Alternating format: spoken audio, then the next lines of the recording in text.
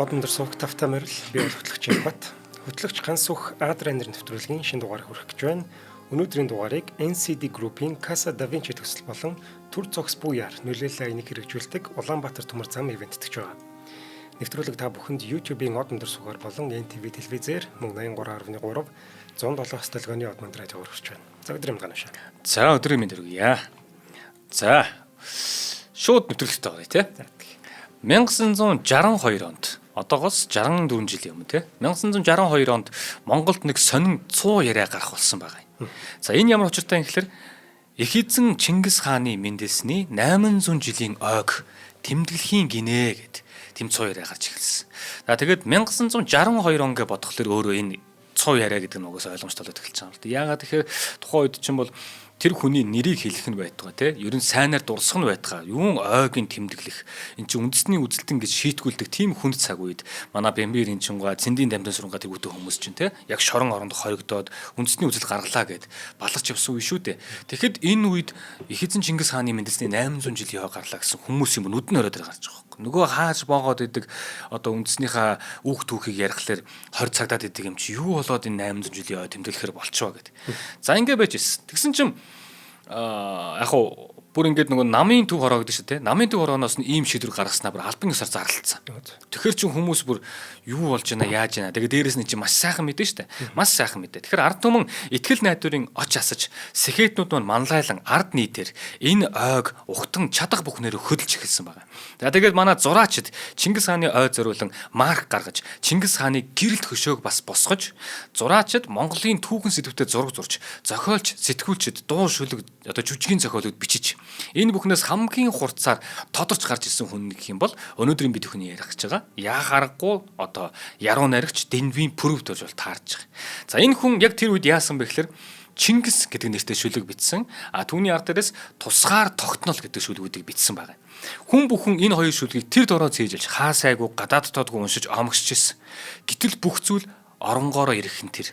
Яасан гэхээр Оросууд энэ явдлаа зогсоож оролцсон хүмүүсийг хатуу шийтгэхийг тушаасан байгаа.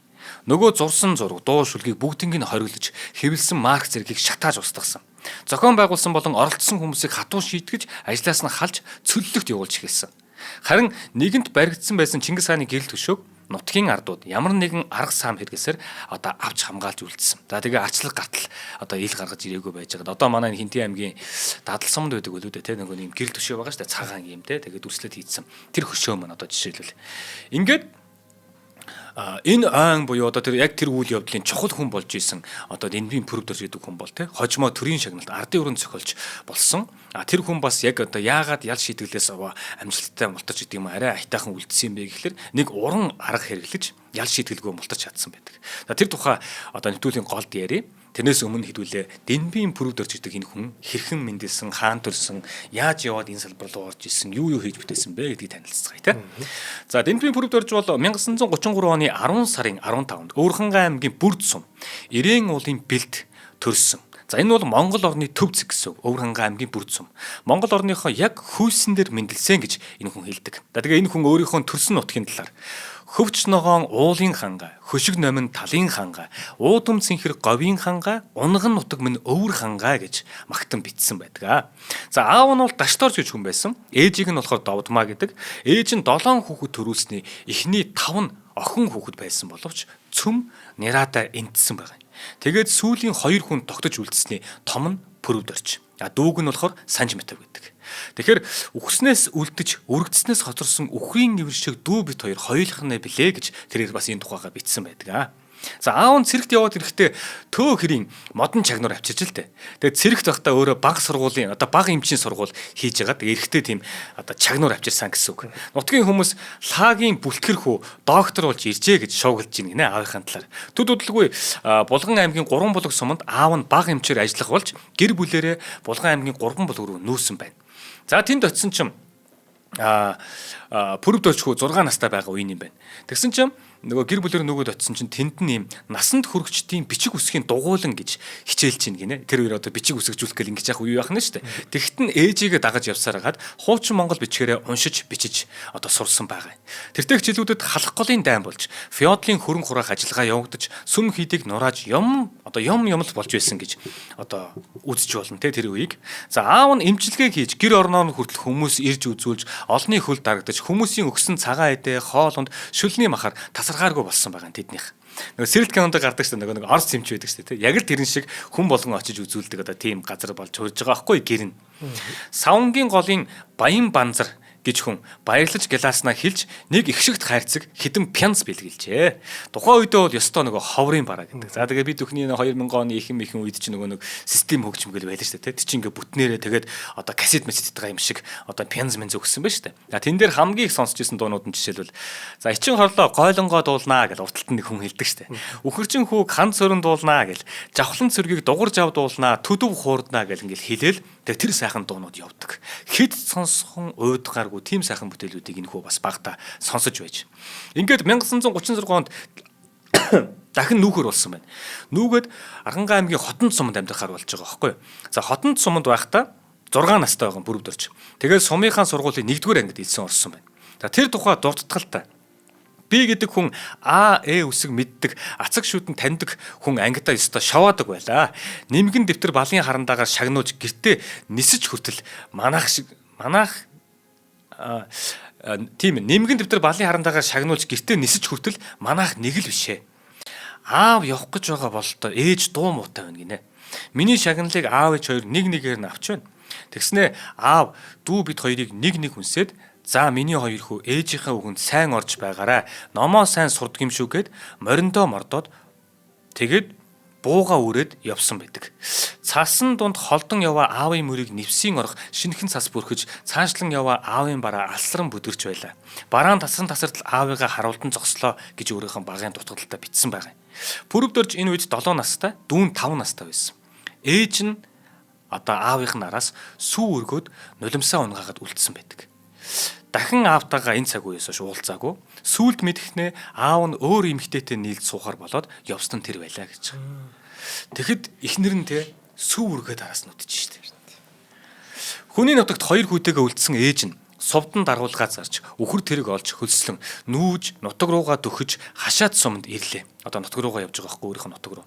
Ээж нь тэнд сүү тосны заавуудын ажил тусалж хөлсөнд нь багахан сүү тараг авч хүүхдүүдтэй ааруул хурууд хийж өгч өдөр хоногийг болгож байлаа. Иймэрхүү янзтай байж исэн чинь Эрдэнэцүү хийдэд тахилж байгаад шар шовтолж эр ганцаараа амин зуулга хөөж хашаатын сургууль тогооч хийж байсан дэндв гэж хүнтэй ам бүл болж хувь заяагаар холбохоор болсон байна ээж нь. Энэ хүн пөрөвд орж болон дүүг нь өсгсөн аав нь юм. Сая дурдлаач дэндв гэдэг хүнтэй суулаа гэдэг. Одоо тэгэхээр бид нар дэндвийн пөрөвд орж гэдэг үз. Тэгэхээр энэ хүн энэ хүний дүүгтэй хамт өсгсөн аав нь бол таарж байгаа байхгүй. Энэ хүнээр овоглох болж дэндвийн пөрөвд орж иж боллоо. Тэр зун ээжийнх нь ах Чоймбол гэдэг хүн. Дүүгээ авахаар хідэн тэмээ хөтөлж иржээ. Тэгснэ лаагийн муу бүлтгэр харах уу хідэн сайхан зээгийн минь нохоо шиг төөрүүлж хөшив хүншгүүл хүний зан. За яах вэ? Харийн торгоноос гэрийн шороо дээр гэдэг юм. Бандгаанд барж ядсан буянгүйч болж үтэх байлгүй дээ гэд нутгийн бараа харуулж хажуудаа авч цөөвтөр мал тасалж өгснөөр өсөд төрсөн нутагта амьдрах болсон байна. Ээжтэйгээ хамтдаа тэгээд гэр бүл болсон хүнтэйгээ хамтдаа 2 хүүхэд нь эргээд одоо ээжийнхэн талыг бараадаа нутагта ирж байна гэсэн үг. Энэ ах нь бас мундаг байгааз тийм. За ингээд 1940 онд Хужирт сумын сургуульд анх 5 дугаар анги нэгдэж ойролцоох сумдын нийт 86 хүүхэд 3 бүлэг хичээлж эхэллээ. Дайны жилүүдэд амьдрал үнэхээр хүнд байлаа. 1940 2 дугаар дан эхэлж байгаа. Тэгэхээр Монголоос мал мах болон өмсөж хэглэж болох бүх зүйлийг Орос руу тусламжаар явуулдаг байлаа. Сургуулийн хүүхдүүд галт тогоонд байсан хоосон булууны ясыг хуг цохиж чөмгийг нь сорох гэж байгаад багшд баригдаж тэр яснуудаа хүзүүндээ зүүж анги хийсэж хөглөдөг байсан гэдэг. Тэгэхээр бас бид нар нөгөө ах дүүс орон гээл байдгаа зөвлбод улсад фронт туслан гэдэг үжижсэн ч гэсэндээ ард нь бид нар тийм сайхан элбэгтэй ийм байгаагүй л гэдгийг илэрлэл нь энэ хүний нам дотроос гарч иж байгаа байхгүй. Дайн бидэнд өлсөх, өнчрөх, өгөөрхийн төмөн гачлан нөмөргөж өсөх насны маань дальж өгөрийг хуйхалсан да гэж бүрд орчоо битсэн байдаг. За цагаан сар болохоор дэрний уута барьж нутгийнх нь даалуу гэж нэрлэдэг хар гурлаар хийсэн борцог цуглуулж нэг башийн. Дэрний уут гэдэг нэг юм одоо даавн ут байдаг. Тэгээ тэрэндээ мэдээж орой ундахта хувц сунараа хийгээд ирлээд унтдаг учраас дэрний ут гэдэг. Тэгээ тэрнийгээ бариад цагаан сар бол айлуудаар орохлоор нэг юм хар гуйтай хийсэн борцог өгдөг. Тэгээ тэрнийгээ цуглуулж нэг машин баярлна гэж байна. Ингэж явсаар 7 дугаар анги төгсөж сургуулаа дүүрлээ. Тэгснээр шууд тэр сургуультай багшлахаар болсон юм. 7 дугаар анги төгсөөд. Яасан гэсэн чинь сургуулийнх нь багш бүсгүй хөл хүнд болоод гинт ажиллаа өгөөд тэгээд нөхрөө дагаад яваад өгцөн. Тэгсэн чинь сургууль нь багшгүй болсон. Тэгсэн чинь багш байхгүй яах вүлээ гэж сандралдан байж идэл тэр чинь 7 дугаар анги төгссөн хичээлдээ онц сурж исэн хүүхдүүд дундаас шилээд дэнвийн пөрөдөрч идэх хүү гарч ирээд тэгээд тэрээр сургуультай багшлаад эхэлж байгаа. 7 дугаар анги хүүхд төгсөн гутлаа. Нөгөө шинэ үсгийн багш гэдэг кинонд гардаг шиг юм болсон байгаа байхгүй. Хүүхдэрээ шахуу хүүхдүүдэд багшлахаар болсон энэ. За тэгэхээр тухайн үед бол мэдээж багшийн мэргэжил их дутагдaltaй байсан. Цэрэгт бичиг үсэг 4 аргын тоо сурсан хүний хүртэл багш хийлгэждэг байсан. Тэрний дэргэд пөрөвд орчихгүй бол шинэ хуучин хос бичгтэй Монгол бичгээрээ ээждэг хамт багтаа үзсэн шүү дээ. Тэгээд шинэ бичгээдсэн үзсэн. Одоо хос бичгтэй түүх газар зүүн дажгүй мэдлэгтэй. За Пушкины шүлгүүдийг бас цээжээр уншдаг болохоор одоо омгорхож шулдан хаа савж шувуун цээж ханхалзуулж багшилж эхэлсэн байгаа. Хичээлийг их энгийн дандаа инээдтэй хөгжилтөө юм зохиож тэрнтэйгээ холбож заасдаг байсан. Анхны цалин гээд 240 төгрөг авсан гинэ. Хамгийн түрүүнд дэлгүүрээс ажлын хар авчаа гэж. За ажлын хар гэдэг нь одоо одоогийнхоо тайлбарлах юм бол одоо бакал маягийн тийм урт өрөөтэй хар гялгах гутал байгаа байхгүй. Тэр дороо дэлгүүр дотор нөгөөдхөө өмсөөл холхиноо томж байгаа гэсэндээ өмсөөл тэгэл хуучин Монгол гутлаа сувчлаад гэрлөөгөө гүйтсэн баг. Очоод ээждээ үлдсэн мөнгө өгсөн. Тэгсэн чинь ээж нь хүүгийнхээ өгж байгаа тэр цалин гардаж аваад хүүгээ өнсөд дээжийг нь бурхандаа залаад тэгээд хүүдээ хадаг сүү байсан баг. Төрийн минь сүлд хүү маань ингээд манийга тижээж эхэллээ. Буйнан дэлгэрч явгээ гэж өрөөгөөд өхөөрдөн үнссэн байна. 7 дугаар ангийн хүүхдэл гэсэн үг шүү дээ. За ингээд 1925 онтой золоход 25 оны намар хот газар бараадаж ажил төрөл 25 биш байх шүү 45 байх шүү тийм байна. Хот газар одоо бараадаж ажил төрөл хийхэр болоод хот айлаараа одоо байгаа айлуудтай бод малаа буюу том малаа ингээд зарчаад цөөвтөр бог малаа туугаад 7 тэмээ хөссөлж одоо хамаатныхаа ваар гих гомсронгоонд очихоор хот руу нүүж ирсэн байгаа энэ айл. Бандгаа гэж авгаалдаг нөгөө чоймбол нах захна шүү дээ тий. Тэр нь нүүдэл өдөртөж явж ийн гинэ. Тэгээд нөгөө хонь хайлна гэд ширүүн явахгүй хоньны аясаар гэлдэрнэ. Хөгшин хар нохоо нь явдал гүйцэхгүй болохоор нь ачаан дээр тавьдсан. Хамгийн жаргалтай явж байгаа тэр нохоо гинэ. Нүүдэл даган хонь тууж явсан пөрөвд орч. Урдаа яваа нөгөөдөлөө шоолсон маягтай тийм шүлэг бичиж зугаацж явж ийн гинэ. Тэгснэ ингэж байгаа. Ааш муутай ахламтай амандаа цайхгүй хөргөн ахтай ачаа гүйцэхгүй хар нохоотой авдар даахгүй би хонь тууж сажилнаа гэж бичиж нөгөө хэдийгээ инээл гэж хөгжилдөж явж. За ингэж явсаар хагаад одоо ирсэн байх нь те. За тэр дунд бол нөгөө нэг сүрэг өдөдөж яваа нүүдэл өдөдөж яваа ах нь бол те. Манайханд бол ийм бэлэн цэцэн хөхтөө хүн байхгүй те. Энэ одоо хинийгээ дуурайгаад ингэдэг хог вэ гэл нөгөө бандгаа нь одоо бахархан хөхөөрдөн бас одоо хэлж байгаа. Хот руу ирээд Налаахын төмөр замын дэргэдэх Сүхбаатар станц гэдэг газар нутгийн Сүхбаатар станц гэдэг газар нутгийн айлын хашаанд буусан байгаа. Хойтон жилээс нь Арслантай гүрний зүүн урд нүүдэлж иржээ. За хоёулаа хамтран танилцуулаад үргэлжлүүлье. За тий. За өнөөдрийн дугаарыг төр зогс буяар Улаанбаатар төмөр зам ивент итгэж байна. За Улаанбаатар төмөр зам олон улсын төмөр замын холбоонд элсэж орсноос хойш олон улсын гарын мэдлэг дэвшлүүлэх өдрийг жил болгон тэмдэглэл өнгөрүүлдэг болсон байгаа. Ингэхдээ төмөр замын гарам дээр гарч буй осол зөрчлийг бууруулах зорилгоор тээврийн хэрэгслийн жолооч явган зорчигчдод хандсан сурталчилгаа зохион байгуулсаар ирсэн. Учир нь галт тэрэгний яаралтай тоормс хийсэн тохиолдол бүрийн цаана Улаанбаатар төмөр зам маань маш их хохирол амсдаг байгаа.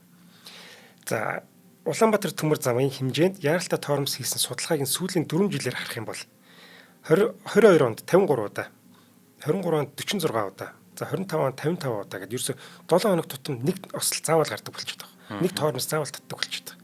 Тэгэн чинь зүгээр осол гарахгүй зогссон ч байна, осол гарсан ч байна, хүний амь ирсэн ч бас байгаа.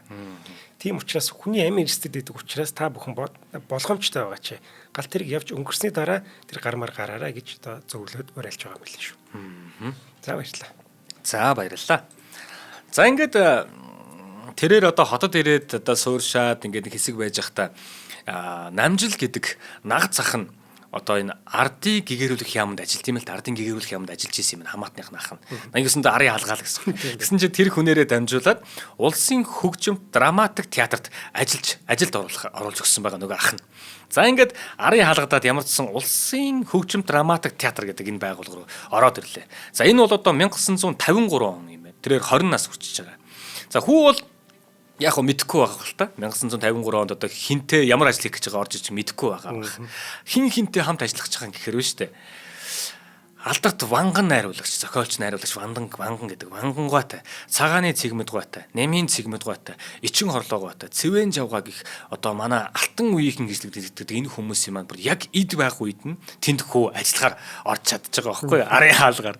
Тэгсэн хариуд нь яг хөө нэмийн цэгмэдгуй одоо дэргэд театрын утга зохиолын эрхлэгч гэсэн сүртэй нэртэй албан дээр очих болж ийн гинэ манаа. Яг хөө сүртэй нэртэй гэсэндээ үнэндээ бол одоо жүжигчдийн маань зарлагал гэсэн үг л дээ.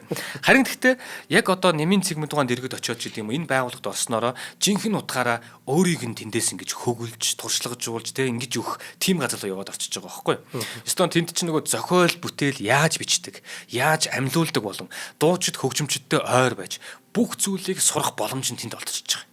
Тэгэхээр одоо нөгөө манай одоо юу гэдгийг оюутан залуус гэдэг юм уу дөнгөж ажиллаар гарч иж байгаа хүмүүс мань сонсож байгаа юм бол те ийм боломжинд тэр нөгөө цалин төгрөг гэдэг юмнаас чи илүү чухал байдгийн шүү гэдгийг чи тод жишээ нь энэ байхгүй те эр хүний хүсэл гэдэг эзэн хааны тушаалаас ч илүү гэдэг ихчээр манай хүн ч нэг шүлэг мөлөг бичдэг штэ тэгэхээр манай хүн шүлэг мэлгээ биччихээд нөгөө томчуудад үзүүлнэ нөгөө хэд нь хэлж ярьж өгнө энэ бол бүр ингээд хаанч авахаас илүү том боловсрол өгч байгаа байхгүй энэ хүнд нэр зохиолч вангангуй хажууд зарагдаж зохиол бүтээл бичих арга ухаан заалгаж ирсэн. Вангангуйгаа сурж шít. За нэг хөгжилтэй юм ярихад Москвад сургууль руу явахаар болж исэн гинэ. Болсон гинэ манай хүн. Тэгсэн чинь вангангуй ганц л захиас захиж хэлж гин гинэ. Одоо манай хинт пүрүд очид. Одоо нэг өөрийнх нь туслах жоохон залуу учраас одоо ахын хуваар аавын хуваар ч юм баг хэлж байгаа шүү дээ. Тэгснэ ингэсэн гэж байгаа. Москва руу явах гэж байгаа. За Москвачин хүн амтан машин зэрэг гэж үе төм аюултай газар гэсэн шүү. Чи хэрвээ 4 замын уулзар гарахаар болох юм болно шүү дээ, тэ. 4 бүдүүн Орос авгаан дунд л гарч байгаарай. Амин чи үлзийтэй гэж загсан байдаг гэж. Тэгэхээр театрт одоо юун төлөө ийм мондог хүмүүстэй ойр байгаа вэ, тэ. Энэ хүмүүсээс үнэхээр номын дуу сонсож байгаа нь ойлгомжтой. За ингээд 1957 онд Алтан намар хаврын дуу зэрэг шүлэг бичиж дуу болгож бас гаргасан байдаг. Өөрийнхөө бичсэн шүлгүүдийг сонин сэтгүүлд өгч бас гаргаж үзсэн. Энэ хуучны алдартай зохиолч болгоны одоо дугаарууд дээр шүлэг зохиолоо сонин сэтгүүлд гаргах гэж ярьж байгааг та бүхэн анзаарч байгаа. Тэр үед болохоор хин дуртаа шууд нэг сонины газар руу явуулаад хэвлэгчдэг биш. Тэрийг нь заавал нөгөө нэг юм шүүлтүүрээр те олон дахин шүүлтүүрээр оруулаад үцэс сурталын хилцмэлцэд юм бүх юмаа дамжуулаад болсон хойно одоо нийтэлдэг, сайн нэг нийтэлдэг. Ийм олон шалгуураар явдаг байсан. Тэгэхээр хин дуртаа нь бас ингээд шүлгээ тавиад идгээд биш гэсэн үг. Тэгэхээр маш олон шат давааг давж ийж тэр шүлгүүд тавигддаг. Тэгэхээр хүүгийн одоо бичиж байгаа тэр шүлгүүд бол залуугийн бичиж байгаа шүлгүүд бол бас амжилттай бас хүрээд ингээд явж л байсан юм тэр үед. За шүлгээ хэвлүүлэхээс гадна бүр анхны номооч бас гаргаад амжсан. Энэ бол бүр 23хан наснда гэж байгаа шүү. Анхны шүлгийн төврээ гаргах боломжтой болоод шүлгийн төврөнд гарсан байгаа. Тэр нь бол Улаан оч гэдэг нэртэй ном байгаа. Тэгэхээр тэр номоо хэвлүүлснийх нь шагнал болгоод бүхэл бүтэн нөгөө анхны цалин чи 200 төгрөг байсан шүү дээ. Тэгсэн чинь анхны номоо энэ дээрээ ингээ гаргаад ингэсэн чинь шагнал гэж 50000 төгрөг авсан. Тэр үед тэгэхээр одоо бас энэ зохиолч бүтээлчтэй энэ хүмүүсийнхаа хөдөлмөрийг мэдээж яг шүүлтүртэй хийчихэд байсан гэсэн. Тэгээ бас үнэлтгэл байж л дээ. Одоо манай чойн могон дугаардаг гэдэг чинь чойн могоо чинь бас нэг шүлгэн нэг байранд орсон чинь тэг хичнээн дүргээ шагнуулдаг үлээ. Тэгэл найзуудтайгаа бөөнөрөө хувц унраа солиол ингээл ингэдэг штэ. Шампанс авч уудаггүй. Тий. Тэр чинь нөгөө нэг юу лээ? Амттан бүхний амтыг мэдлгүй асгаж явсан залуу нас мэн гэдэг үгний дээр шампансаг штэ тий. За тэгээ 50000 төгрөг аваад гэртээ ирж байгаа. Тэгснээ цайныхаа ширэн дээр авчиад асгасан гэж. Ээж нь тэгэл яасан их мөнгө вэ? Хүний юм авчаагүй стэл гэж хамгийн түрүүнд хүний их санаа зовно шүү дээ. Тэгэхэд нь тийм юм юу гэж хийх вэ хүн те? Хүүгийнх ном гаргасны шагнал гээд дээжийг нь хадганд дээжийг нь шүү дээ те. Хадган дээр тавьж нөгөө нэг ээжийнх ах бандгаа шүү дээ. Бээж ахта бандгаадаа өгөөд ээж аавдаа бас хандаад нөгөө өөрийнх нь аа болж байгаа дэндүү байгаа шүү дээ. Ээж аавдаа хандаад хүүн та нарын ачийг нэг хариулъя. Юу авмаар байна? Дуртайгаа ав гэж хэлсэн байна. Тэгээд ээж аав хоёр нь хотод ирснийх одоо нэг өөрийн гисэн сайхан гэр оронтой болох гэл тэгэнгүүт 5 хантаа гэр авъя гэдэг. Тэгээ сайхан 5 антаа гэр аваад дээрээс нь өвд тооныхаа хамаатан садан найз нөхөд ажлын хамт олон ингээ бүгднгийн урьж агаад нэг сайхан орой хоол идэж цай уугаа те. Нэг өсөндөө ингээ бүхэл бүтэн хотын айл болж байна л гэсэн үг юм. За 1956 онд Монголын зохиолчдын хороонд цог сэтгүүлийн эрхлэгчээр ажиллах болсон байгаа. Мөн дараа жил 1957 онд Улаанбаатар хотын намын хороонд иргэдэх марксизм ленинизмын оройн их сургуульд утга зохиолын ангид элсэн орсон байдаг. 1961 онд нэгт зохиолч Мишхийн Цэрэнд онцтой хамт Георгийн нэрэмжит утга зохиолын дээд сургуульд суралцахаар явсан байна. За нөгөө Москваар явж байгаа чи энэ бай таарах гэдэг тийм. За тэнд оюутан байхад нь одоо нөгөө нэг нутаг орноосоо холдоод ч гэдэм үү ингээд бас цожлог бүтээл оролцдог болсон тий. Ингэж яагаад өөрийнх нь хувьд бол нөгөө нэг ахууга Монгол ахууга мэднэ. За тэгээд хүрээнд нийслэлтэй амьдэрсэн ингэж яагаад гадаад руу явчихна. Гадаадд байхдаа нөгөө нэг яг хүн чинь нэг юм өөрт нь байсан зүйлийнхаа үн цэнийг мэдэрч эхэлдэг шүү дээ. Магадгүй өдөр болгон бид нар нөгөө ээж аавтайгаа хамт байж байгаад тий. Тэгээд ээж аав бурхан болсон хойно яг тэрний үн цэнийг мэддэг гэдэгтэй адилхан. Энэ хүн гэртээ одоо ингэж байж байгаад гадаад руу сургуульд яваад тэнд очисон хойноо эргээд нутаг орноос санана тийм үү. Ингээд явах явцад нь дотор нь ингээд өөрийн мэдл хүнийг юм ингээд бүрлдээд байгаа байхгүй. Тэгэд тэгж ягаад бас арай бас юм ойлгох насанд ирсэн учраас ингээд байж идэл өөрийнх нь дотор бас дахиад нэг юм жоох юм бас нэг гал агуулзаад байгаа. Нэг юм хоёр юм нийлбэр бүрдээд байгаа. Энэ юу вэ гэхээр Оросуудын дайн тулаан тийм үү. Оросууд болохоор ингэж нийтэд ингэж заадаг. Оросуудын дайн тулаан болохоор яагаад чөлөөлөлт гэдэг нэрээр яваад Монголын байлдан дагуулт болохоор яахаараа эзлэн төрөмгийл гэдэг нэрээр яваад идэг. Гэж дотроо бодож эхэлж байгаа. Оросууд өөрсдөө ингээд газар нутаг хэлээд ингээд бусад улс орнуудыг ингээд нэгтгэхэд ч тийм үү тэгсэн түүхүүдэд чөлөөлсөн. Бид нар тэдийг чөлөөлсөн гэдэг нөгөө нэг эзэлж авах тавтал тэрийг чөлөөлсөн гэж яриад идэг. А нөгөө талдаа манай Монголын байлдан дагуултыг болохоор эзлэн төрөмгийл гэж яриад идэг. Энэнд өөрөө жоох ингээд бодох болж байгаа байхгүй. Тэгснэ Оросууд Монголын түүхийг говьлж доромжлоод байдаг болохоор нь дотроос нь ингээд юм асаад байгаа шүү дээ. Ингээд бодогдоод байсан. Оросууд өөрсдийн хаадаа бичиж магтаад л байдаг. Тэгэхээр дундад Азийн ч гэсэн нэгмүү жижиг хаадаа учиргүй магтдаг. Гэтэл би Монгол хүн байж яахаараа Чингис хааныхаа тухай бичих ирэхгүй байдгийг гэж дотор шатах болсон байгаа байхгүй. Яг тэр гадаадд байж байгаа та. Тэгээд тэнд байхдаа хэд хэдэн шүлэг бичсэн. Эхний шүлэг нь гэх юм бол Тэмүүжин номын хөвчнөөс төрсөн юм. Тэмүүжин сумын зэвнээс гарсан юм. Тэмүүжин өвлөн ихэс төрсөн юм. Тэмүүжин өрлөг түүхээс гарсан юм гэдэг тэр шүлгээ тэнд бичсэн байна. Тэгээд амар заяа хомс доглон нулимст хорвоод аврах тавилан мөхөс 7 үеийн тэртээд ата хорслын мандцуд 9 хүн өсч аян дайны онгодоор 9 туга такс юм а гэж шүлгээ тэнд байхдаа бичиж байгаа. За эндээс гадна бас бидний алдарт Монгол хүн бүрийн бас сээжиндээ мэддэг шүлэг болох Ханад цагаан гэрийн од хямрын тоонон дээр хасаг халуун тулганы омог дөрвөн тогтхон дээр хан алтай аавын онгон тэргүүн оргил дээр хатан сэлэнгээжийн одод орчих мандал дээр тусгаар тогтнол чамааг тунхаглан бичнэ би гэдэг шүлгээ тэнд байхдаа бичиж байгаа байхгүй. За энд одоо саяны бичсэн мөртүүдээс зүгээр манай урлаг судлаач нар болон те хүмүүс бас ингэж үг болон тэр нөгөө нэг өгүүлбэрийн утгуудыг задалдаг юм байна л да. Тэгээд энэ тусгай тогтнол гэдэг шүлгийн яг энэ зарим нэг үгийн задлах гэдэг үзээсэй. Бүтнээр юм биш зөвхөн хоёрхан үг. Жишээлбэл халуун тулга гэдэг үг сая ороод ирлээ шүү дээ. Одоо жишээл эндээ чинь тий хасаг халуун тулганы гэж байна шүү дээ тий. За энэ халуун тулга гэдэг үг. Энэ үг яагаад бичигдсэн юм бэ гэд манай судлаачид үзээд тэгээд тайлбарласан чинь тулга ба шүү дээ тий. Ямар үед хүйтэн байх вэ гэхээр галгүй үед хүйтэн байна. Галгүй байна гэдэг нь гэр эзэнгүй байна гэсэн үг. Тэгэхээр энэ хүн яагаад халуун тулга гэж бичиж байна гэхээр тэр нөгөө нэг өнгөрсөн хүннүү сүмнүү те одоо их Монгол улс юу гэдгийг тэр болгон ч бүгдээрээ өнөөдөр гэхэд халуунаараа байгаа. Тулга нь халуунаараа байгаа юу? Энэ газар нутгийн чинь эзэн нь одоо ч гэсэн байгаа. Эзэнтэй байгаа. Монгол улсын гал голомтын эзэд нь байгаамаа гэдгийг халуун тулга гэдэг үгээр бичиж байгаа юм байна. Тэгээ судлаачид энийг санааг нь дараа нь ингэж тайлбарлаж байгаа байхгүй. За ингээд түрүүний ярьжсэнээр манай нөгөө сурж агаад амралтаараа одоо хотод ирсэн байхгүй Монголдо ирсэн байхгүй. Тэгсэн чинь тэр нь 1962 он байхгүй. Тэгэхээр нөгөө нэг 1162 онд одоо их эзэн Чингис хааны чинь мэндэлсэн гэдэг штэ тий. Тэгэн гол 1962 он чинь их эзэн Чингис хааны мэндэлтийн 800 жилийн болчихж байгаа байхгүй. Тэгээд нөгөө амралтаараа ирсэн чинь энд ийм ажил өрнөж гинэ. За тэгээд намын төв хорооны тушаалан гарцсан. Бүр ийм болцсон. Тэгэхээр манай хүн чинь шүлэг мүлгээ гаргаж болохоор болчихж байгаа байхгүй. Тэгсэн чинь хятад өвөр монголчууд Чингис хааны 800 жилийн яваг тэмдэглэж сүр дуйлаан болж бунхан барьж байгуулж яах гэдгийг сонсоод зарим дарга нар бид нар яахаараа хятадуудаас дор ордог юм бэ гэд Чингис хааны ойг тэмдэглэхээр одоо яарамслаад ингээд хурал мурал болоо тэгээд ингээд улс төрийн төвчөн очоогоор ингээд зөвшөөрчиж ойг тэмдэглэх комиссийг Төмөр Очир гэдэг хүн даргалахаар болж гинэ. За манайхан нөгөө нэг 20 дугаар зуунд одоо юу гэдгийг ясаа 1960 70-аад он энэ үед чинь бас хэлмэгдсэн цөлөгдсөн маш олон хүмүүс байгаа л да. Тэнд дундаас Төмөр Очир гэдэг хүнийг нэрийг нь мэдэх бах, Лоохуз гэдэг хүний талаарч бас мэдэх бах. Бид нар урд нь Авар Зэдугаан талаар ярьсан. Одоо энэ Чойн маань бүгдээрээ л яг тэр хэлмэгдсэн хүмүүс шүү дээ. Тэгээ хэлмэгдээд шоронд хоригдоод цөллөгт ороод тэгээ цөлөгддөг хүмүүс. Тэгэхээр Төмөр Очиргаа бас яг тэр хүмүүс юм аа нэг.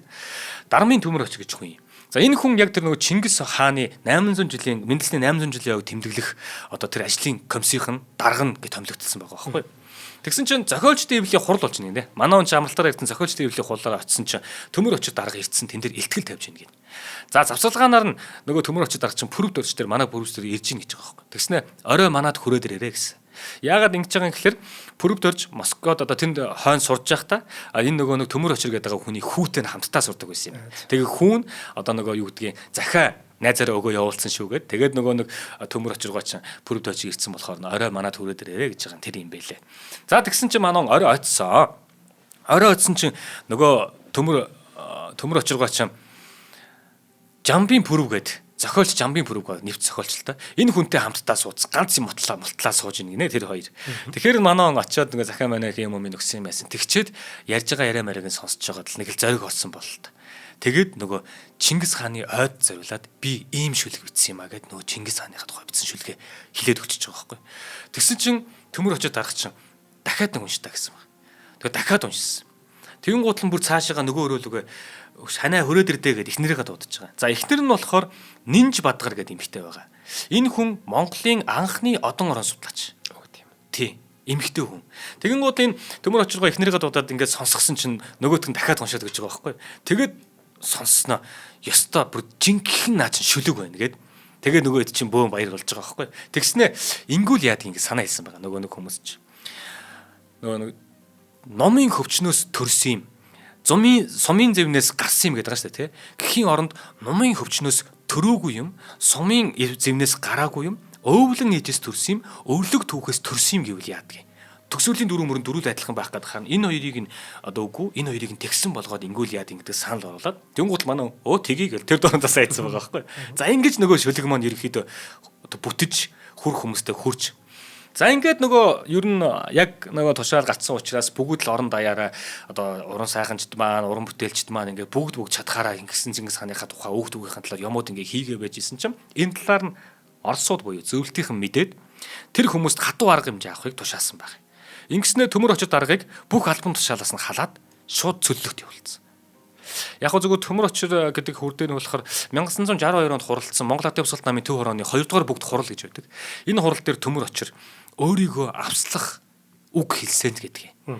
Энэ дээр одоо нөгөө зөвлөлтийн нөлөө хэрхэн Монголд байгаа, хин яаж ажиллаад байгаа, яагаад монголчуудыг ингэж байгаа гэдэг талаар ерөнхийдөө маш хатуу төрийн удирдлагууд руугаа болон тэр зөвлөлт холбоод улсын тэр хүмүүс рүү болон тэр төлөөлөгч мөрөөдсөн бүгд нь маш хатуу илтгэл тавьсан. Энэ нь өөрийг нь авсалсан үг гэж хэлдэг.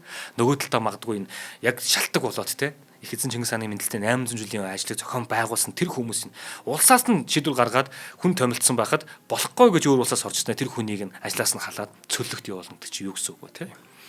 Тэгээ ер нь бол 1963 онд ч цөллөгт явуулахдаа Баян хонгор руу явуулсан, Хөвсгөл аймаг руу цөлөгдсөн. Сүүлд нь одоо гэр бүлийн хамт Дархан хотод очиж амьдэрсэн байдаг. Эхнэрнээсээ хамт цөлөгтөл явж байгаа шүү дээ. Тэгээд Нинж Бадгар ч бас ингээд очсон газар болгондоо багшлаад Дарханд бас ингээд 20 гаруй жил амьдахдаа багшилж ирсэн гэдэг.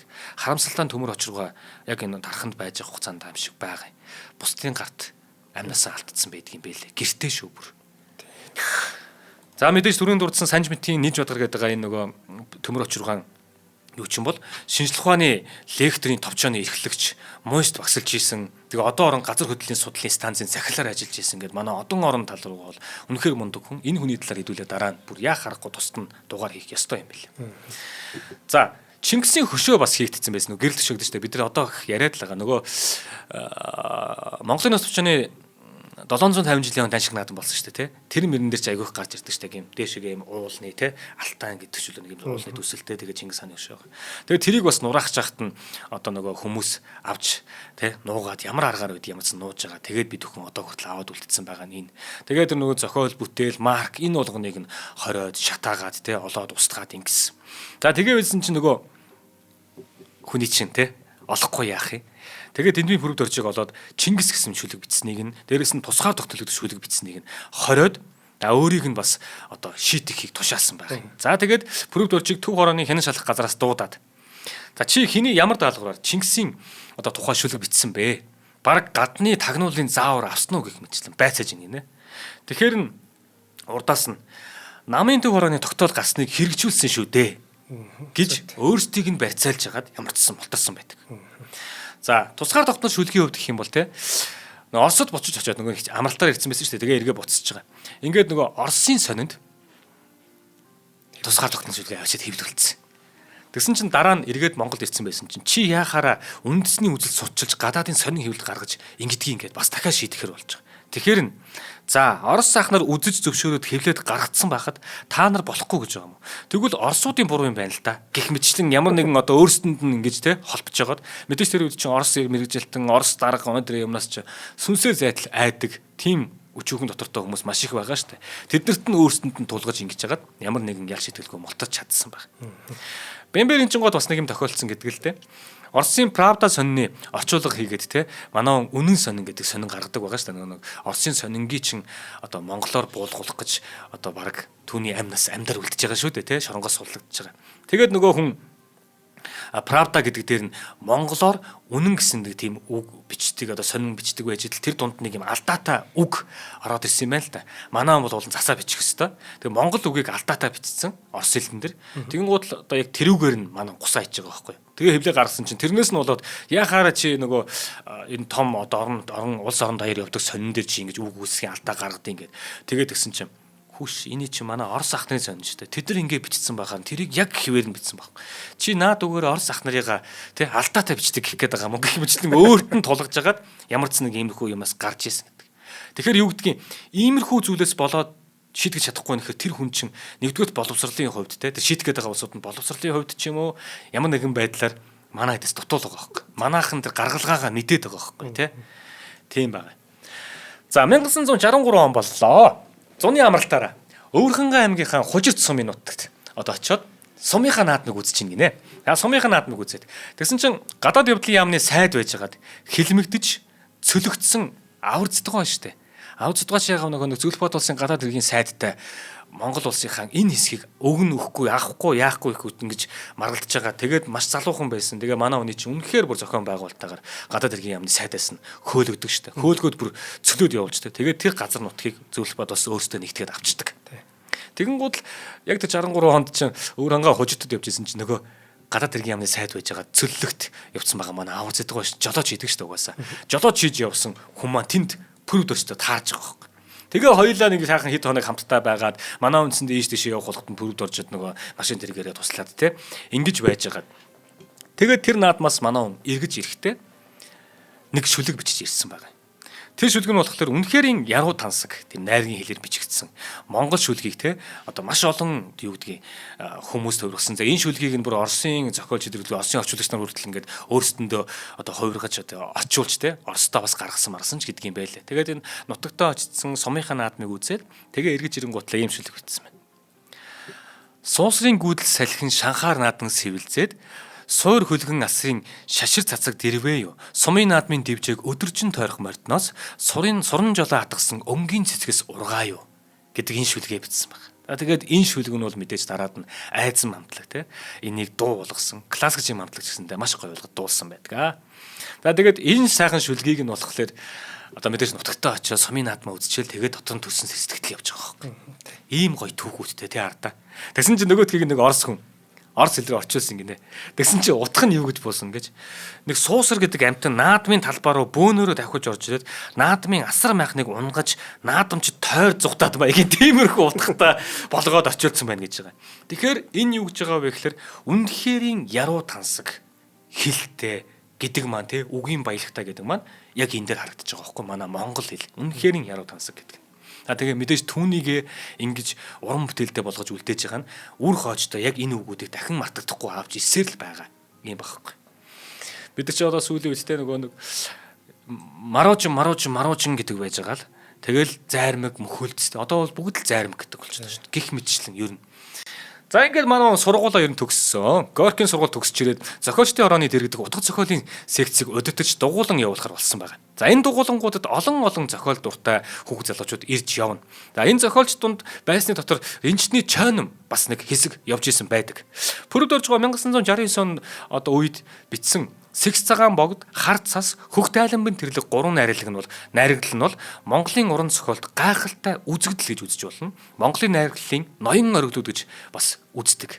Дунд сургуулийн сурах бичигч орж хүүхэд болгон үзэх болсон. Одоо бид нар чинь Сэгс цагаан богд те Хөх тайланбын тэрлэг мэрлэг чинь одоо сургуулийнхаа хичээлийн сурах бичгээс л үздэг байлаа шүү дээ. Тэгээ Пунцгийн Баатарчгаа болохоор нэг удаа Монголын бэсрэг уянгийн найрагдлыг 90 цент хөргөж гарч ирсэн хүн бол яхахгүй дэндмийн пүрэвд орж байгаа байсан юм а гэж түүний талаар ярьсан байна. За энэ найрагдлыг бичсэн тухайга пүрэвд орж утгаар тэгж байгаа. 1963 оны өвөл Москва хотноо Горкийн нэрмэс дутаг зохиолын дээд сургууль суралж байсан оюутан ахуй цаг юм а. Өвлийн амралтаар нутаг усх боллоо. Аян замын гараа барай олонтой болсон. Ярославын буудлаас галт тэрэгний нэгэн бүхээгт хошууч генерал Цэрэнд орж байгаа халах голын дайнд оролцсон Ахмад комиссар хурандаа Пилжээг хоёртой аян замын ганцаг нийлж одоо хот руугаа ирэх болсон. Маш олон хоногийн хугацаанд хамт явдаг шүү дээ, тий. Ингээд явх хоорондоо тэр хоёр хүний нөгөө нэг юу гэдгийг Сибирийн урт замыг туулж хахад түшигтэй сайхан ах нартай яриа нийлж, гал нийлж, тий. Өөрсдийнх нь амьдарч үзсэн бүх юмныг нь яриулж мариулж үнэхээр дотор нь ингээд гоё дүрслэл үүсэж ирсэн. За тэгээд энэ болгоныгоо тээж ирээд манай хүн Хөх тайланбын тэрлэг гэдэг тэр одоо дээлийг оёх утасныхаа үзүүрийг тэр нь хамт явж байхдаа юу олж чадсан гэж байгаа. Тэгээд халах голын дайны үед фронтод дайдаж явсан эр зэргүүдэд яг ямар байсан юм? Амраг садна тэр нөгөө үйлдвэрийн албан хаагчдаас хүртэл үе болноороо ингээд маш их цагтлууд бичдэг. Тэд нар бүгдээрээ нөгөө нэг яг фронтод байлж байгаа хүмүүс захаа болж идэг. Нөгөө дайчд маань байлдаад ингээд зүрх зориг хэцүү юм байх үед нь захаанууд ирдэг. Авахлаар тим сумын тим баргадын тим хүн байна. Та бүхнийгаа хал дайндаа ялнаа гэдэгт бид нар итгэж байгаа, мэтгэж байгаа гэдэг ийм гоё урмын захианууд ирдэг. Тэр болгоныг авч ингэж бүгдээрээ ингэж зориг ордог байсан тухай мухаа тэнд байлж явсан Ахмад дайч чинь хэлээд өчөж байгаа байхгүй. Тэгээд энэ болгоныг манаа харчаад тэгээд дотороо төсөөлж явж байгаа. Тэр Хөх тайланбын тэрлэг гэдэг зохиолоо тэндээс бодож олж эхэлсэн гэж. Тэгээд анхандаа болохоор энэ найрагдлыгаа цэнхэр чисчүү тэрлэг гэж нэрлэгчээсэн юм байлаа. За яг хуу цэнхэр чисчүү тэрлэг. За чисчүү гэдэг нь одоо ямар нэгэн тийм үнэтэй материалын юм байх гэдэг тэрлэг гэдэг ингээд. Тэгээ ингээ байж ийснэ яагаад Хөх тайланбын тэрлэг гэсэн юм бэ гэхэлэр нөгөө зохиолынх нь гол дүр гэдэг байхгүй юу? Энэ зохиолын гол дүр. Тэгсэн чинь тэр зохиолынх нь гол дүр нь дэндийн пүрэвд очиж өөрөө хэлсэн гэдэг. Зохиолынх нь гол дүр эмхтэй. Юу гэж хэлсэн гэхэлэр надад тийм сайхан чисчүү байхгүй. Чисчүү гэдэг чинь энгийн малчинд олддог тийм материал биш байгаа байхгүй. Тэгэхээр надад тийм сайхан чисчүү байхгүй. Хөх тайланбал байгаа. Миний нөхөр эгэл малчин. Ажил гоёл хоёрын аль алинд нь таарах дайланбан дээл өмсдөг юм аа.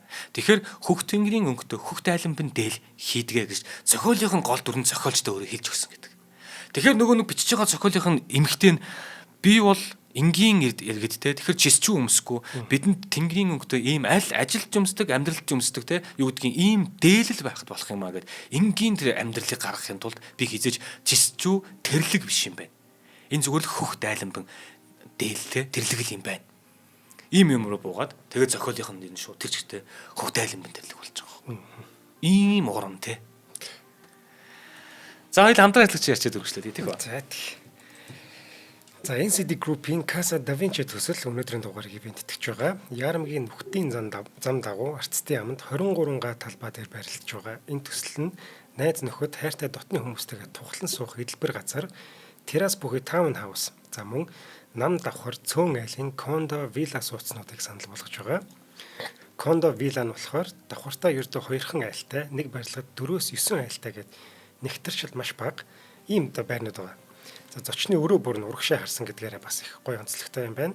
Таун хаус, кондо вилла нь нүүж ороход бэлэн болсон 112-аас 260 м2-ийн сонголттой. Мөн 2026 оны 3 дугаар улиралд ашиглалтанд орох ээлжүүдтэй захиалгааууд эхэлсэн байгаа юм байна. 75 тэг 7 50 дугаарын утсаар тэдэнтэй холбогдоод загварын байртай надад бас танилцах боломжтой. Бид хоёрын ард QR код гарч байгаа. За энэгээр нэвтрээд дэлгэрэнгүй мэдээллийг бас авах боломжтой байна шүү. За баярлалаа. За баярлалаа. За саяны хэсгээс харахад үнэхээр гайхалтай тий. Зохиолч хүн зүгээр нэг зохиолчд хүн байна. Зохиолынхон баатартай бүр ингээд яг амьд мэд холбогдоод түндээ хөтлөгдөж өөрөө уусан орж бичдэгэ гэдгийнх нь баталгаа нь саяных байна. Тэгэхээр энэ найрагдлын хідэн мөрөөр Хөхтайланбын тэрлэг гэдэг маш сайхан бас дуу хийгдсэн байдаг. Хөхтайланбын тэрлэг найраглал эхлэхдээ цэрэг ирсийн улаан тоос цэцгэн дундуур татаад явсан юм. Цээжин дотор хагцал орхиод цэнхэр улсыг даваад явсан юм. Олон ирчүүл дуугаа дуулаад онгон талаар давхиад явсан юм. Орон гертээ зайгаа орхиод одтой адил харваад явсан юм гэдэг. Энэ нөгөө яг халах голын дайн энэ үед эр цэргүүд маань те аавууд маань эх орныхоо төлөө тэр дайнд явсан. Зарим нь эргэж ирээгүй гэдгийг одоо тэр байлдаж явсан Ахмад айчны дээрээс бүдгээс сонссон тийм. Тэгээ тэр болгоныг буулгаад ар герт нь ямар үлдэж байгаа бол яаж хүлээж байгаа бол энэ болгоныг ингээ дотроо тунгаан байж энийг буулгаж байгаа байхгүй. Эхлэлийнх нь энэ 8 мөрөл зураад өгч байна. За тэрнээс гадна өөрөө нөгөө бас шүлэг мүлэг бичгтээ их одоо хошин дуунуудын бас нэг хэд хэдэн одоо шүлгүүдийг бичсэн байдаг юм байна л да. За би энийг уншаад өгөнгөөлтөнд айгүй амархан ороод ирэх бах. Ер нь бол очин цагийн хошин дуу гэдгийг баг анх бичсэн хүнд энэ бүрд орж байгаа юм байна. Зам дээрээс такси байсан гинэ. Жолооч нь хачин гой хүүхэн байна гин. Дурлцч. Тэрнээс хойш такси л харагдвал дайруулчих шахан урдуур нь ордог болж. Тэгээд нөгөө хүүхнээ хайгаад бөө юм болноо. Тэгсэн чинь нэг такси харагдахаар нь улаан галзуу урдуур нь хайгаад гүгүүд утсан чинь нэг сахалтай баг ирэхтэй жолооч бууж ирээд барьж ав зодонгаа алдж байгаа тухай хошин доо. Тэгэхээр нөгөө таксийн зоохор машинанд дайчих шахаад өнгөлөө энэ шүлэг мүлгийг чинь манай хүн битсэн бол таарж байгаа байхгүй. Тэгээд хүрээний хошин дуу гэж өстой 9 шидийн дуунууд байдаг байсан. Түүнийг одоо нэг өсөндөө орчин цагт бас дахиад тиймэрхүү хэлбэрийг авч яваад орчин цагтаа хостуулан бичиж шоолж те иймэрхүү байдлаар ингэж гаргаж ирснийг нь бас ингээд маш олон хошин дууны шүлгүүд болсон байдаг. За мэдээж ардын дууны чанаар маш олон сайхан дуунууд хийсэн. 4 цагийн тал гэдэг бид энэ сайхан дууг мэднэ. Ерөөсөө л ард түмний дуу, ардын дуу. Тэгэхээр нэгэн цагт бол Жамсын Бадаргаа хэлчихсэн шүү дээ. Ер нь бол ардын дуу гэдэг нь бол хуучин дуу биш шүү, тэ. Орчин цагт ч гэсэндээ ардын дууны жанраар бичсэн орчин үеийн дуунууд гэсэн байж болох юм. Энийг бас ардын урлагт оруулж тооцож бид нар авч явна гэдэг. Тэгэхээр тэрээр энэ 4 цагийн тал гэдэг дуунууд яг энэ. Бүр хуучны дуу биш. Гэхдээ тэр бас нэг юм онцлог жанр байгаад байдаг. Гэхдээ орчин цаг тохиогдсон. Тэгээд одоо Монгол хүмүүс харахтаа үнэхээр ардын дуу гэж хүлээж авдаг. Ийм сайхан дуу. Нийтийн дуу биш. Юу гэдэг штэ. Зохиолын дуу гэдэг биш. Эстрад дуу биш. Яг ардын гэдэг бас нэг юм гоё юу байгаа штэ. Үүний хажуугаар 1983 оноос ахуулаад Яруу найргийн Тэнхэм гэж байгуулад өөрөө гардан авьяастай хүүхдүүд сонгон авч 2 жил сургасан байдаг. За тэнд сурж исэн 2 жил одоо тэр хүүхдүүд энэ хүний гард ор суусан хүүхдүүдээс нь маш алдартай бас Яруу найрагчид зохиолчд гарсан. Хамгийн наазах нь Данзангийн Нема гэдэг найрагч. Дамбын төр бат гэх мэт зохиолчд бас яг энэ багшийнхаа үгийг сонсож тэнд 2 жил байхад нь хамтдаа сурж явсан байна. Ер нь бол өөрөө залуу үеэс сурахад маш их анхаардаг байсан байх. Зохиолч Яруу найрагч Уран хаагай нэг удаа пүрвд орж гоотой уулзах гэд очисон чим чи 2 жил архиар торгуулах ёстой. Яваад 4-р дэлгүүрээс 2 жил архи аваад иргээ явуулсан гинэ. Уранхаа яваад утсан чи. Тэгэхээр социализмын үед болохоор мэдээж архийг хэн дутаан зараад байхгүй. Яг нэг хитгэн дэлгүүртэл тоогоор зардаг тийм. Тэгээ тэр үед 4-р дэлгүүр дээр архи зардаг байсан юм байна л да. Тэгээ Яруу найрагч Уранхаа ч гэсэндээ ер нь имиж байгаа шүү дээ. Нэг төмөрөд оржээс айгаал тэгэл яваал 2 жил архи аваад эргээд ирсэн гинэ. Тэгээ яг яагаад би өрөнд орсноо мэдэхгүй, яагаад би архи авчих ёстойгоо ч мэдэхгүй. Тэгээд мэдээж тэр Ахмад хүнээс айгаад ч гэдэм үү. Тэр мундаг хүнээс имээгээл авчирсан байгаа шүү дээ. Тэгээ авчираад тэгсэн чинь урдаас нь тэгсэн гэж байна архи аваад ирэхэд. Өөрийнх нь бичсэн тэр Уранхаагаа бичсэн тайгын цагаан цас гэж тууж байгаа байхгүй. Тэр туудан цацагдсан байсан гэж. Тэгсэн чинь манай 2 жил архи аваад ирэхснийх нь одоо учрыг одоо ирэхээр нь хэлж өгч байгаа. Архи аваад ирэхэд нь чи тайгын цагаан цас гэд тууж тэр нэг хүн дэлгүүрээс 2 жил архи аваад гарч байна. Тэгэд яах нү гэд хараадсэн тэр чигтээ тэр хүн чинь алан гучлаг зохиол төрөөсөн. Тэгээд дахиж гараагүй. Хайцсан тэр чинь. Хайцсан тэр чинь. Тэгээ чамаг яг энүүгээр чинь торгож байгаа юм гэж байгаа. Тэгэн гол нөгөө чинь яг юу гэсэн үг юм болоо гэд нэрээ лавлаа бодонгууд л ер нь бол сургалт яваад байгаа байхгүй. Цаана яаж юм гэхэлэр онц чухал биш бол те зохиолдоо тийм дил сул үзэгдэл оруулаад хэрэггүй гэдгийг өөрөөр нь тэгж ойлгуулж өгч байгаа яг тий. Ямар ч ашиггүй тийм дүрс болон ашиггүй тийм одоо үйл явдал оруулж ирээд нь шүү дээ тий. Энэ ямар ч хэрэг байхгүй гэдгийг зүгээр яг өөрөөр нь амьдралаар нь ойлгуулж байгаа байхгүй. Наач ямар гоё юм бэ. одоо орчин цагийн Монгол би ч нэг кино их үздэг юм шүү. Аха. Орчин цагийн Монгол кинонууд дээр дил сул үг маш их байдаг байхгүй. Цаг авах гэж байгаа юм шиг. Тийм. Ямар ч зориггүй үг, зориггүй дөрүүд ч юм уу те. Яг тийм. Зориггүй үйл явдлууд ч юм уу. Яг үнэ би яг үйл явдал ярих чилээ. Ямар ч зориггүй үйл явдал тэнд нэг хүн гутлаа арчаад 5 минут зогсдог байхгүй юу? Тэр гутлаа арчиж байгаа 5 минут чинь зоригтой байх хэвээр. 5 минут бол их байгаа зүгээр яг цаг авах гэж байгаа юм шиг ийм нэ зөндөө хийдэг байхгүй. Тэгэхээр та байсан тэртээ ингэж зөвлөжсэн ба шүү дээ. Шал дими тэр 2 жил архитаа өмнө яг гэж оруулж ирсэн. Тэгээ тэрийг өөрөнд орож байгаа байхгүй те. Тийм. Тэр чинь тэгээ дахиж гарч ирэх цаашдаа байхгүй. Яг ямар хэрэгтэй, ямар оройлтой болоо тэн дээр юм орж ирсэн гэдэг. Тэгээд урайхаагууд эн чинь бас маш том хичээл болж байгаа шүү дээ. Тэгээд урайхаагуудс энийгээ дахиад өөр хүмүүст яриад өгөхөд тэр нь ч гэсэндээ бас авахаар байхгүй те. Энэ мэтэр ер нь залуучуудаа алдаа оноог нь хэлж сургадаг байсан байх. Тэгээ хойч үе маань биднээс илүүг л бүтээх учиртай шүү гэж загтдаг байсан. За яруу найргийн гол зорилго бол хүнд гоо зун таашаалыг өгч сайн сайхан хүмүүсийг л бий болгох. Өөрөө ариун сайхан хүн л гэрэл гэгээтэй сайхан нийгмийг бий болгож чаддаг. Яруу найраг утга зохиолын эцсийн зорилго бол ерөөсөө л энэ юм аа гэж тэр шавнартай дүүнэртэй эргэн тойрондоо хэлдэг байна. За тэгээд түүний зохиол бүтээлүүдийнхэнтэй дурдах юм бол ер нь бол одоо монгол хэлийг бүрэн төгс эзэмссэн хүний омгорхол гэж хэлж болох юм бүр тэрийг бүр тархалдаг.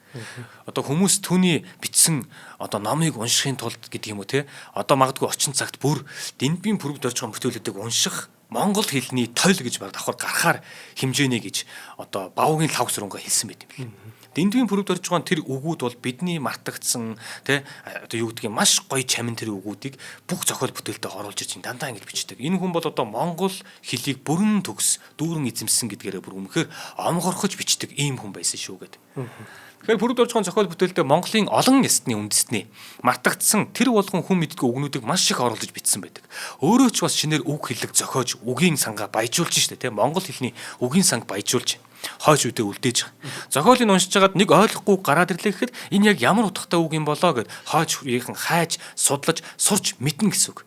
Тэгэхээр чин бас хүмүүст даалгавар өгөөд ч юм уу те сэтэл өгөөд ингээд зохиолуудыг бичсэнийг нь одоо бид нар ойлгож байгаа байхгүй. За одоо эндээс нэг их мөрийг задлаад үзье заяа. Хамгийн сайн мэдгээр нь би нөгөө тусгай тогтнол шүлэг дээрээс нэг хоёрхан мөрийг харуулдаг юм. Ганган улаан тэмээний зогдор дэвсэх тишэл дээр. Гантай мөнгөн хитний зоо дилдэх тээгэн дээр. Тусгай тогтнол чамайг тунхаглан зарлан бий гэж. За одоо дахиад энэ үгнээс юу гэж байгаа юм гэхээр ганган улаан тэмээний зогдор дэвсэх тишэл дээр. Ойлгож байна таг сүүлийнх нь хэсгийг.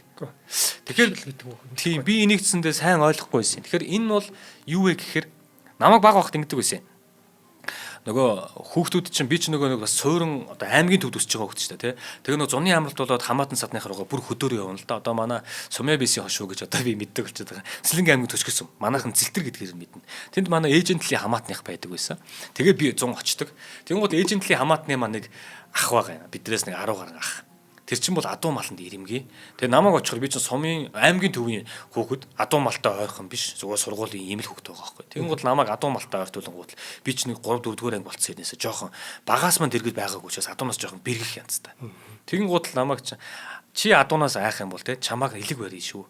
Чи эзэн гэдгээ энд мэдрүүлж явах хэрэгтэй гэд ямар ч адууны удаас ирэмгий бай те бити дийлд гэдэг юмар ингээд багаас суулгаж өгч байгаа байхгүй. Тэгэл нөгөө адуутай хоёроос ноцолдог. Тэгэнгүүт л ганц айдаг юм мориноос унуул би яах вэ гэдэг айдаг. Тэгэнгүүт тэр айдсыг яаж байхгүй болгодог вэ гэхээр адуу гэдэг амьтан. Чи дээр нь модоод унаад авчиж байгаа тийм үү эсвэл сургах гэж байгаа те унлаа. Адуу бол юу гэдгийг халуун хушуутай амьтан. Тэгэхээр чамааг унахад өөрийнхөө дил сүлийг дэвсэж өгдөг юм жиний дор гэд ихчиж байгаа байхгүй. Тэнгууд би зөөлхөн унах юм байх таа гэж бодож. Эсрэг талдаа хэрвээ чи үхэр унах юм бол үхэрд унж байгаа дээрээс нь унах юм бол үхэр чин эврээ дэвсдэг. Маш хатуу ундаг гэдэг. Нэрэж худлаачгүй би үхэр мөхөр дээр бордоол ингээд сахилахгүй ч байгаа юм л да. Бас зарим нь үхрийг чинь унаханд ашигладаг шүү дээ. Бүр ингээд хойно сууж ундаг. Тэн дээрээс ингээд нэг ингээд одоо бүлэг бухаж байгаа юм шиг ингэн гол бүр агаад тэр хийсэн заяа. Үхэр чинь адуунаас асуултаа.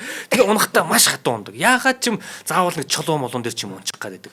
Тэгээ нэг юм үхрнээс унах юм бол хатуу гэдэг. Адуунаас унах юм бол дил сүлээ дэвсдэг учраас зөөлхөн гэдэг. Яг тэрнийхэн дагуу нэг дааг маг сурж байгаа унахаар айгүй хөөргөн зөөлхөн зэрэг. Тэгэл барьж аваад дахиад модол ингээд сургадаг.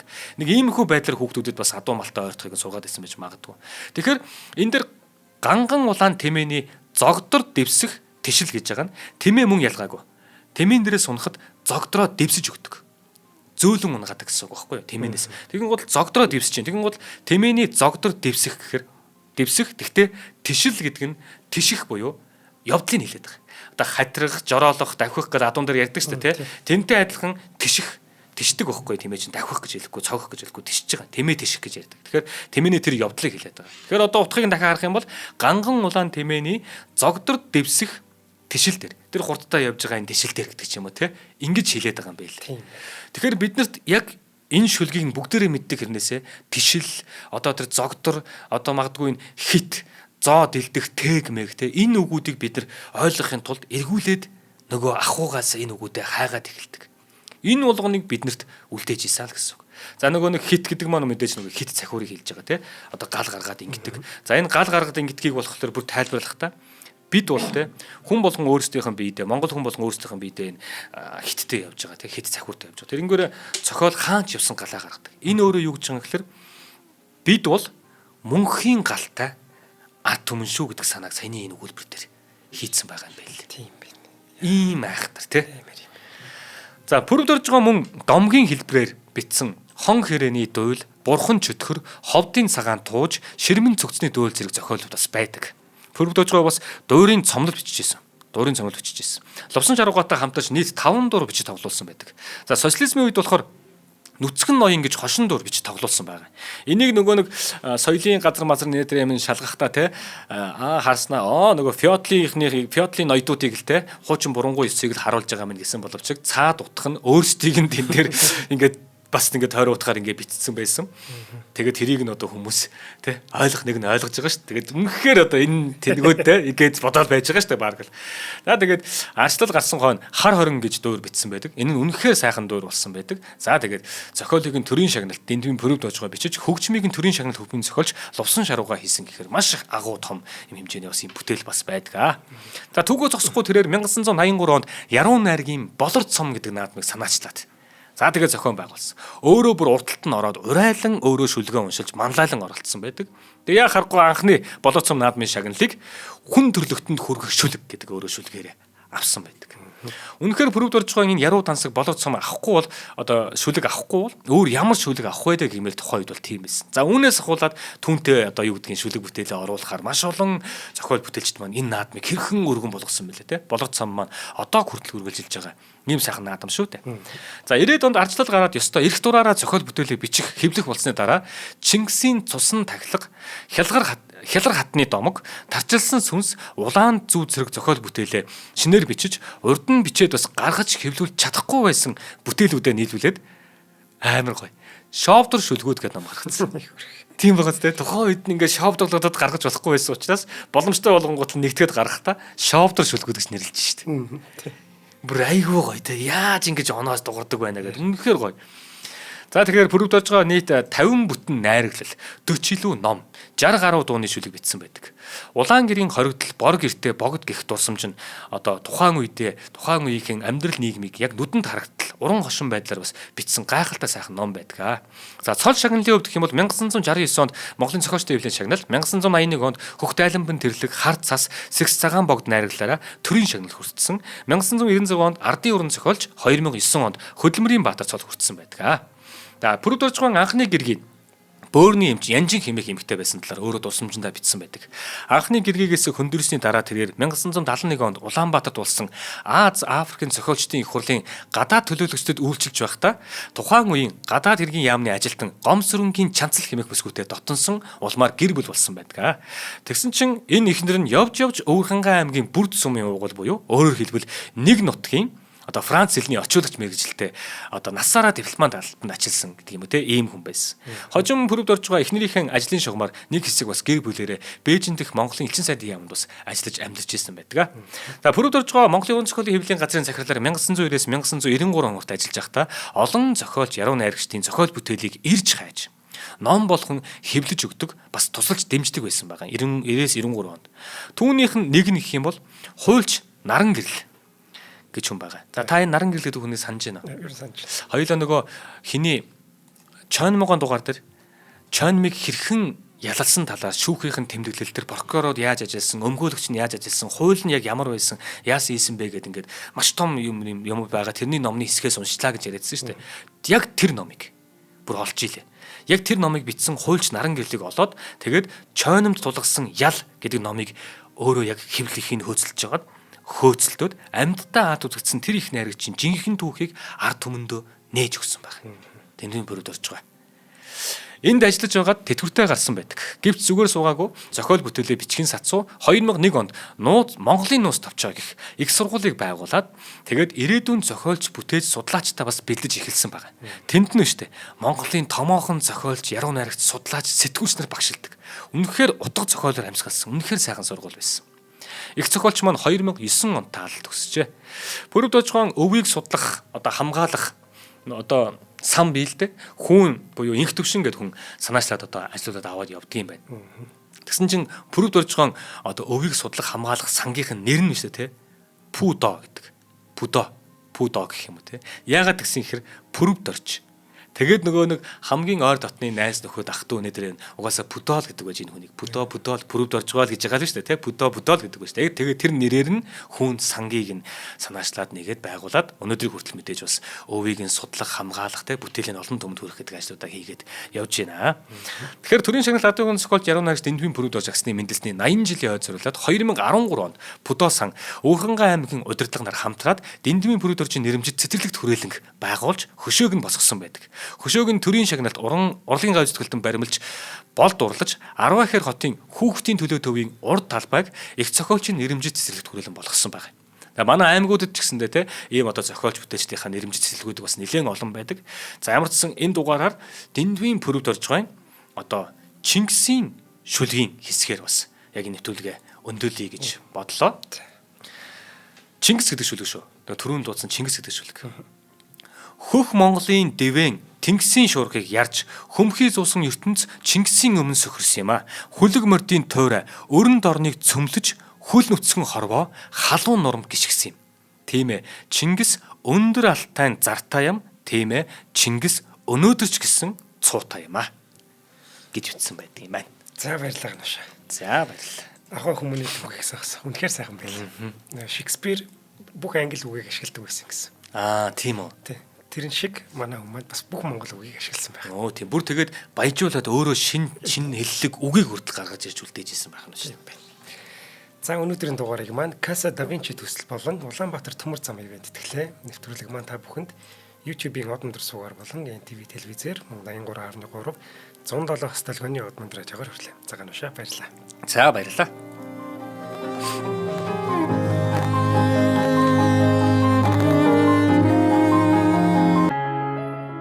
Нэвтрүүлгийг хүлээн авсан Нарны аймгийн монголчуудаа баярлалаа.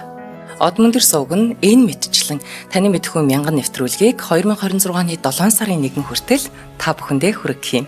Их хэлээрээ шинжлэх ухаан танин мэдхүйг түгээхийн үлсэд нэгтгэх хүсвэл та бидэнд хандив өгөх боломжтой.